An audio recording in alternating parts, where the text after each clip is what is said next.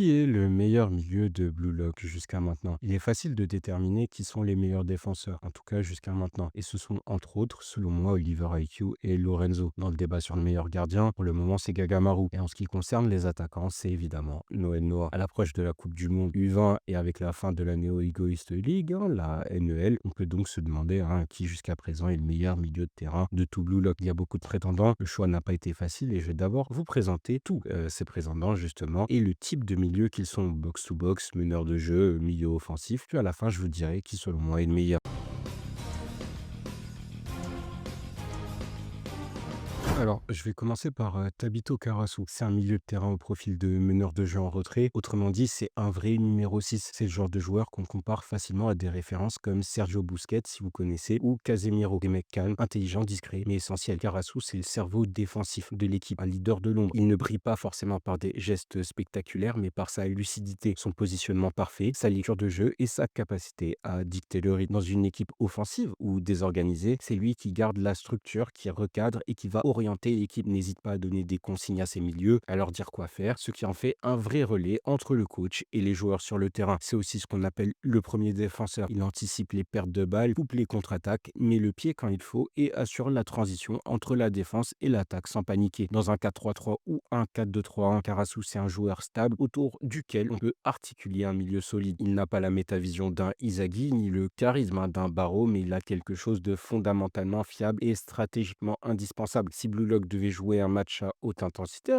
par exemple contre une grosse nation en Coupe du Monde du 20 comme le Maroc, Karasu ferait clairement partie de mes titulaires. On enchaîne avec Jingo Raichi. Alors lui, c'est un milieu de type box-to-box. Dans le football moderne, ce profil est devenu essentiel parce que ce sont des joueurs qui font le sale boulot, ne cherchent pas la lumière, mais sont indispensables à l'équilibre d'une équipe. Les milieux de type box-to-box se caractérisent par une endurance hors norme, une puissance physique leur permettant de répéter les efforts sans relâche et un excellent sens du jeu et une capacité également de marquage digne des meilleurs défenseurs. Raichi incarne donc parfaitement ce rôle. En phase défensive, il va venir soulager ses défenseurs en pressant constamment les attaquants adverses, n'hésitant jamais à aller au contact et à gratter des ballons. Dans la vie réelle, on pourrait le comparer à des joueurs comme N'Golo Kanté pour son activité défensive ou Federico Valverde pour sa capacité à se projeter vers l'avant tout en restant discipliné tactiquement. Vous l'avez compris, Raichi et les joueurs de ce type, ce ne sont pas les joueurs les plus mis en avant, mais ce sont ceux qui tiennent la baraque, surtout dans des formations très offensives comme un 4-3-3 ou un 4-2-4. Raichi dans un match contre une équipe qui joue en contre-attaque, donc très rapide, il serait un atout de taille car il pourrait faire les allers-retours. Ce n'est peut-être pas le milieu le plus créatif ou le plus technique de Blue Lock, ça on l'a vu, mais c'est un guerrier, un joueur sur lequel le projet pourra s'appuyer dans les matchs difficiles quand il faudra de la sueur, du cœur et du muscle. Alors lui, c'est vraiment, mais alors là, vraiment un cas particulier. Contrairement à d'autres milieux très spécialisés, REO, il peut jouer absolument tous les rôles sur le terrain. MDC, MC, MOC, voire aussi même MOD ou MOG. Pourquoi? Parce qu'il possède une qualité rare dans le football moderne, une adaptabilité hors norme. C'est le genre de joueur sur Football Manager, t'adores l'acheter parce qu'il peut couvrir toutes les zones. C'est le couteau suisse de Blue Lock. Tu peux le faire rentrer en cours de match, remplacer n'importe quel milieu suspendu ou blessé, ou même l'ajuster selon l'adversaire. Il est bon partout, solide défensivement, propre à la relance, créatif offensivement. On l'a même vu tirer des coups francs. Et tout ça, c'est grâce à deux choses. D'abord sa métavision et surtout à sa technique de copie, le caméléon. Il analyse, comprend et reproduit. C'est aussi simple que ça. Dans la vraie vie, il fait penser à un Toni Kroos par son intelligence de jeu et sa polyvalence. Mais si on cherche d'autres profils similaires, on peut penser à des gars comme Leon Goretzka ou Ilkay Gundogan. Je ne sais pas si je l'ai bien dit, qui ont cette capacité justement à jouer dans plusieurs registres selon les besoins de l'équipe. Et ce qui est ouf, c'est que les derniers chapitres laissent clairement entendre que Reo est sur le point d'évoluer encore plus en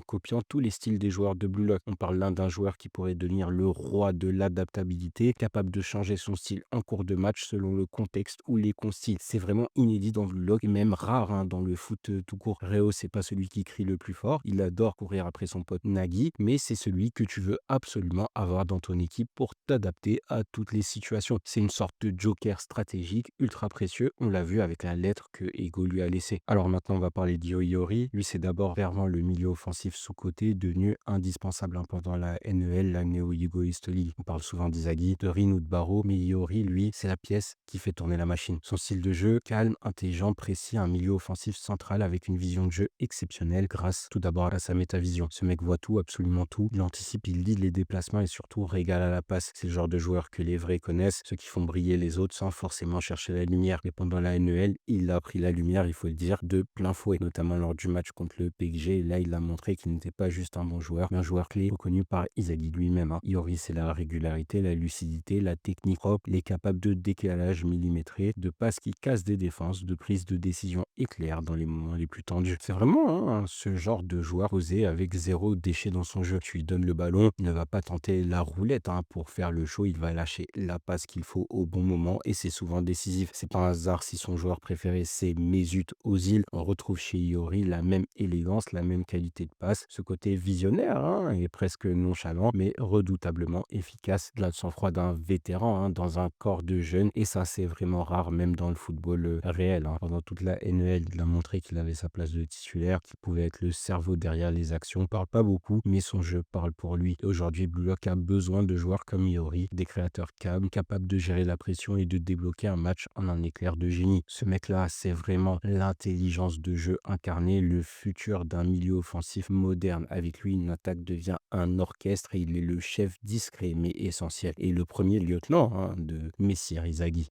Alors, je vais parler de Ikiniko, même si voilà, certains disent que c'est un défenseur, d'autres un milieu, et je vais vous expliquer pourquoi. Parce que personnellement, moi, il me fait penser à Frenkie de Jong. C'est un profil qu'on peut qualifier soit de défenseur de type libéraux, soit de meneur de jeu en retrait selon son positionnement sur le terrain. Dans une défense à 3, par exemple, Nico, il peut jouer le rôle de relanceur. C'est un libéraux qui est capable de remonter les ballons grâce à sa vision de jeu, comme Frenkie de Jong quand il était à l'Ajax, et de casser les lignes avec des passes précises. Il est aussi assez rapide pour intercepter les transmissions adverses. J'en avais parlé dans son short, remonter le terrain et enclencher une action décisive. Dans le contexte de cette vidéo, évidemment, on parle des milieux et on peut parler de lui comme un milieu de terrain reculé, un genre de deep lying playmaker. Dans ce rôle, il effectue les mêmes tâches qu'en défense, mais plus haut sur le terrain, ce qui permet à l'entraîneur de placer un joueur plus costaud et plus défensif derrière lui, tout en profitant pleinement de sa vision de jeu. On l'a vu de toute manière avec les Ubers, il a joué aussi bien défenseur que milieu. D'ailleurs, Ikiniko, même au moment de rejoindre Blue Lock, était déjà plus un milieu qu'un attaquant, comme on l'a appris dans la Bible de la Néo-Egoist League. Et même si sa métavision, on l'a vu, est en cours de développement, on sent clairement qu'il a le potentiel pour devenir un joueur clé dans un rôle de régulateur de jeu, que ce soit en défense ou au milieu de terrain. Moi, évidemment, je préférais qu'il joue au milieu. Je trouve que c'est plus intéressant de mettre vraiment des défenseurs voilà, solides, bien sushi, bien balèzes en défense pour le laisser un peu créer au milieu de terrain. Je trouve ça plus intéressant. On parle de milieu, on est obligé de parler de Saïd Toshi, c'est le prodige absolu membre de la Next Gen, celui qu'on a envoyé se former en Espagne parce qu'il avait déjà dépassé le cadre local. C'est un milieu offensif de classe mondiale, déjà considéré comme un génie avant même l'existence de Blue Lock. Ça y est, c'est le prototype du meneur de jeu moderne, un MOC capable de tout faire. Il crée, il dicte le tempo, il oriente le jeu et surtout, il voit ce que les autres ne voient pas. Il a une métavision limite naturelle. Chez lui, c'est clairement inné, ça se voit. Son jeu repose sur la technique pure, la vision chirurgicale et la confiance écrasante. Il joue avec une arrogance froide mais justifiée car il est au-dessus. À chaque prise de balle, il donne l'impression de contrôler la partie comme un chef d'orchestre. Il ralentit ou accélère selon ses envies, distribue les caviars et fait briller ceux qui l'entourent. Mais ce qui différencie Saïd des autres, c'est sa maturité tactique. Il comprend le jeu dans sa globalité. Il était limite coach dans le match contre le Blue Lock. Il peut redescendre bas pour construire, monter haut pour finir, combiner dans les petits espaces ou allonger une passe millimétrée dans la profondeur. C'est un maestro. Un joueur comme Modric, David Silva, avec l'ego et la froideur d'un De Bruyne. Malgré son talent, on l'a vu, ça y est, il n'est pas là pour s'amuser, il est là pour gagner. Il l'a montré contre le Blue Lock, même s'il a fini par être surpris déjà par son frère, parce qu'il a perdu le ballon contre lui, et également par Inzaghi. Ce jour-là, son ego a sûrement pris un coup, même s'il ne le dit pas, mais pas à son niveau. On sait tous qu'il joue déjà à l'international, qu'il a un avenir européen tout tracé. Il est prêt pour les plus grands clubs du monde, que ce soit en Liga, en Première Ligue ou ailleurs. Saïd Toshi, c'est le génie solitaire, le cerveau du football japonais, un joueur trop en avance sur son temps, peut-être même sur son propre pays. Il n'a plus rien à prouver, il a juste à choisir où et quand il va dominer. Alors maintenant, on enchaîne avec Charles Chevalier, c'est ce qu'on appelle aussi un milieu offensif pur, un peu comme Saé, un vrai playmaker. C'est le type de joueur qui respire le talent brut, on l'a vu, mais qui est encore, il faut le dire, en plein développement. On va pas se mentir, il a un potentiel hors norme, mais on sent que tout n'est pas encore totalement en place. Ce qui frappe chez lui, c'est d'abord sa technique balle au pied. Il est à l'aise, fluide, très élégant dans ses mouvements. Il a aussi une excellente qualité de passe, courte ou longue, une capacité à trouver les espaces que peu de joueurs de son âge maîtrise. Il est dans cette catégorie de joueurs capables de créer des occasions à partir de rien, ce qu'on attend d'un vrai meneur de jeu. Bien sûr, il possède la métavision. On l'a vu, ce qui le place tout de suite dans une autre dimension. Grâce à elle, il peut anticiper les déplacements, casser les lignes, lancer ses attaquants dans les meilleures conditions. Il voit ce que d'autres ne voient pas. On sent qu'il réfléchit vite, qu'il joue avec la tête autant qu'avec ses pieds, mais aussi il a beaucoup d'intuition. Mais voilà, hein, comme je l'ai dit, il est encore en construction et c'est aussi pour ça que Loki est venu à la Neo Egoist League pour l'aider à franchir un cap, tout simplement. Dans le monde réel, il pourrait comparer pour moi un Kai Havertz jeune quand il jouait au Bayer Leverkusen ou un Julian Draxler à Schalke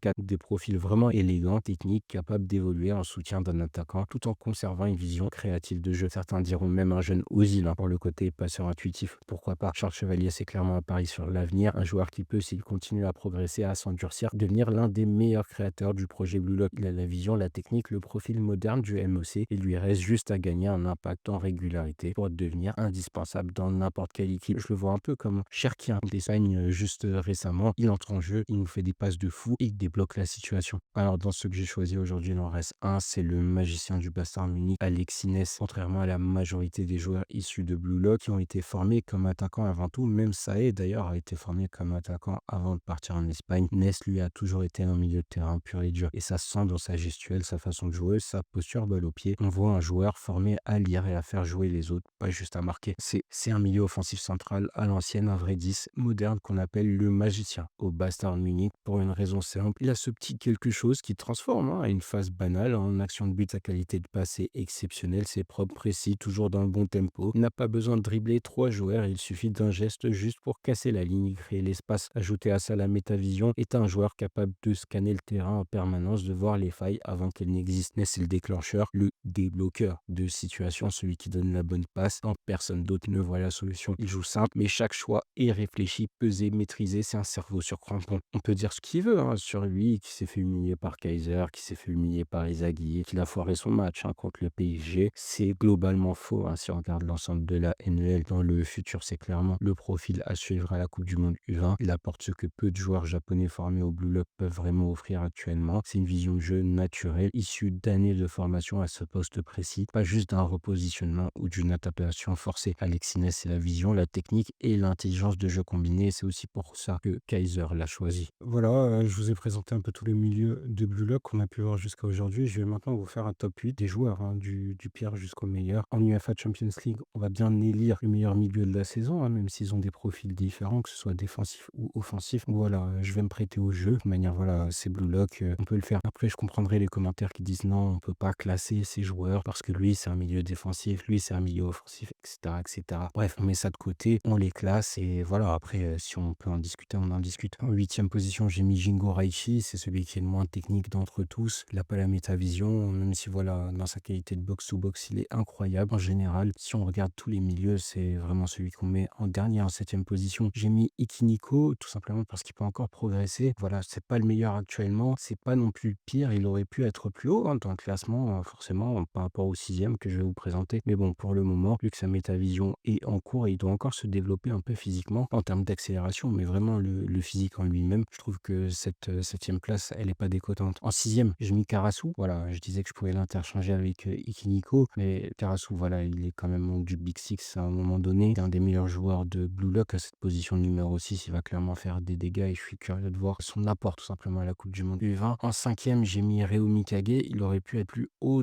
sur le papier. C'est un des meilleurs joueurs. Franchement, il propose une palette incroyable, son adaptabilité à jouer dans différents postes. Mais bon, voilà, pareil pour le moment. Même si sur le papier c'est bien, réellement, il a encore des choses à prouver. En 4e position, j'ai mis notre pote Charles Chevalier, le Breton. Position logique, je pense. C'est un joueur aussi qui est en cours de progression. De toute manière, Loki l'a dit et c'est pour ça qu'ils sont venus à la Neo Egoist League. Sa présence à la Coupe du Monde, je parle de Loki. Pour encadrer, Charles Chevalier aussi va être importante. Il pourra franchir un palier et au final se retrouver un peu plus haut par la suite dans le classement. 3e position, j'ai mis Yoi Ori. C'est pour moi le meilleur milieu du projet Blue Lock. Tout simplement, quand on regarde les autres joueurs, voilà, c'est tout simplement le meilleur. À travers la description du personnage, je pense que j'ai déjà un résumé pourquoi. Pareil, il aurait pu être plus haut, mais les deux premiers, de toute manière, je pense que vous les avez un peu devinés, sont encore un cran au-dessus. En 2e position, Alexis Ness. Position logique, c'est un milieu de base, même si voilà, son dernier match contre le PSG n'a pas été incroyable globalement. Voilà, c'est un grand milieu de terrain. Son surnom de magicien, il n'est pas volé. C'est pour ça qu'il est à cette place. Meilleure position, évidemment, je mets Sei Itoshi de la Next Gen. Position logique, encore une fois. C'est le meilleur milieu actuel qu'on ait vu dans tout Blue Lock. Et je pense qu'il va nous régaler s'il participe à la Coupe du Monde U20. En tout cas, j'espère. Écoutez, les gars, on arrive à la fin de la vidéo. Ça me fait plaisir de faire une vidéo sur le sujet des milieux. Je trouve que c'est un poste très intéressant, que ce soit dans le football réel ou même dans le Blue Lock. J'espère qu'il sera un peu plus développé à travers la Coupe du Monde U20 parce qu'on va retrouver des joueurs qui jouent réellement à ce poste et qui se sont pas adaptés